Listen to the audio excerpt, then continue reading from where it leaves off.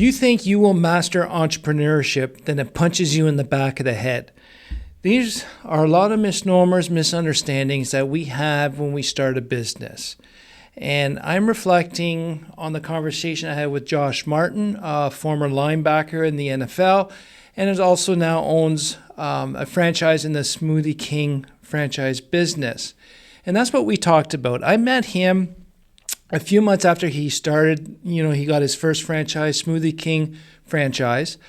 And then a year later, we met up in the same place at the Optimized Group event, and he was not the same person. He was celebrating his first year anniversary as an entrepreneur.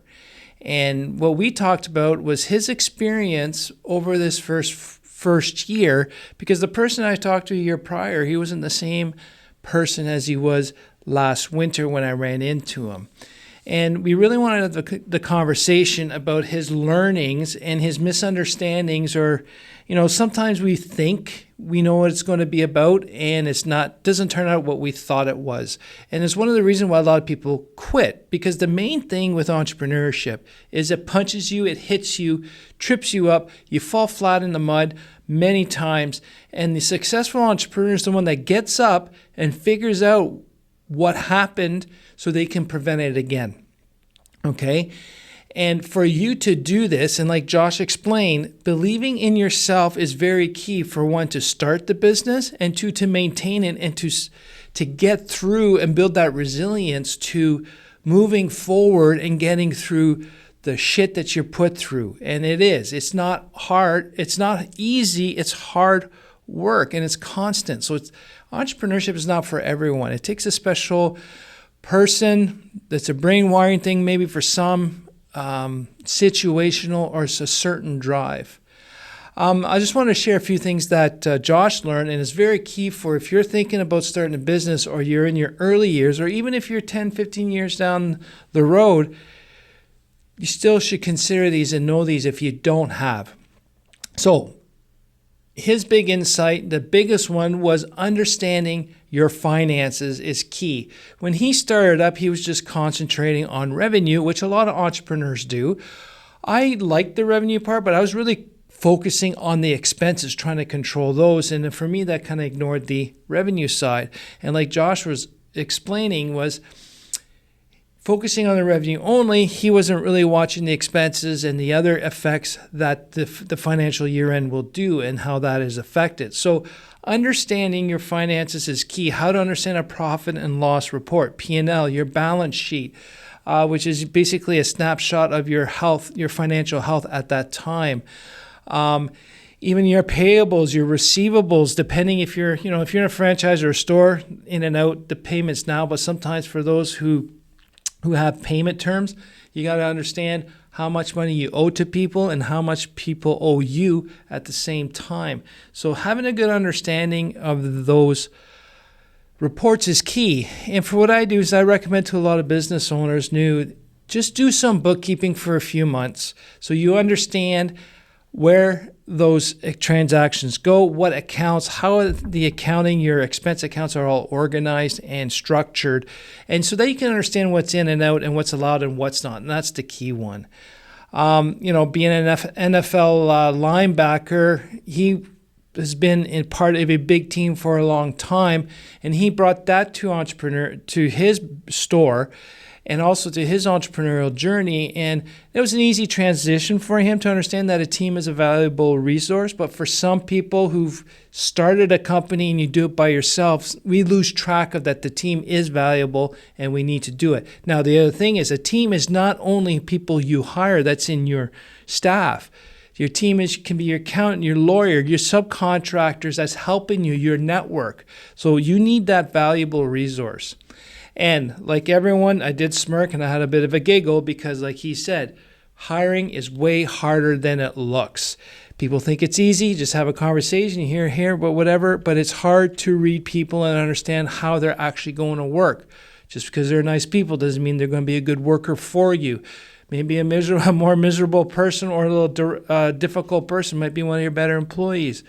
So you got to really figure out how you want to hire, who you want on your team, and to complete that. And like I said, I've never done I haven't repeated a hiring mistake twice. I keep finding new ones though, but you're going to find that as you grow as an entrepreneur and as your company grows, you're going to find new hiring challenges. And that's just the way it is.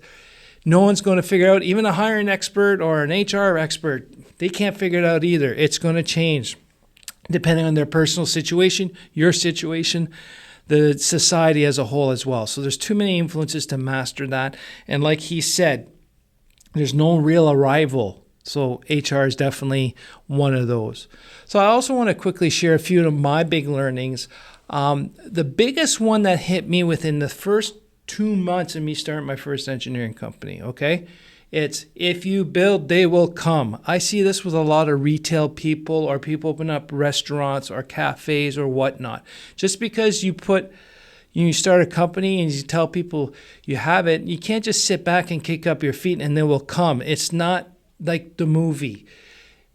If you build it, you need to have them come to you and you need to work with that. Now, the other thing too, in my professional world, it really was an eye-opener to realize that a lot of the clients that I had with that first company I worked for, they really liked me. I had a great reputation working as an employee for that company. So I just assumed they will come with me. But the thing is, there's a difference between your reputation working for an employee versus reputation as a startup. I was very fortunate. The one guy looked at me. He's like, sorry, man. That company's been around for 15 years. You just started. Are you going to be here in 3 years? We love working with you, but in 3 years, are you going to be around?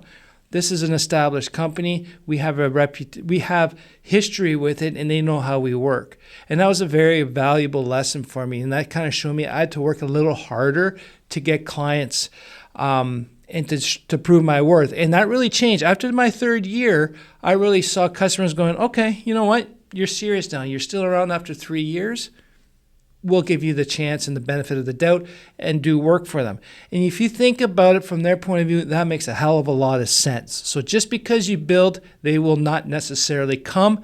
Reputation working for an employee is completely different than a reputation as a startup company. All right.